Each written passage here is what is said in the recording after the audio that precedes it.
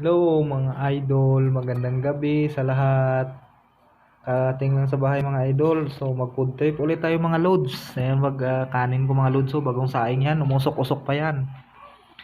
Yan yung ulam. Mayroon akong inihaw na ulo ng chicken. Tapos mayroon akong mga loads. Yan, ito.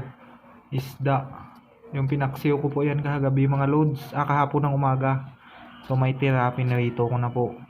So bali yung sausawan ng mga loads ng ayan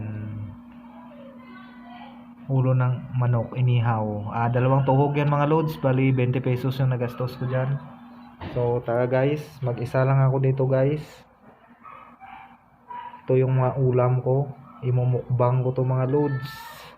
So kung bago lang kayo sa aking page o sa YouTube, huwag nyo kalimutan mag like, share, follow and share my video. Thank you for watching. Bye bye.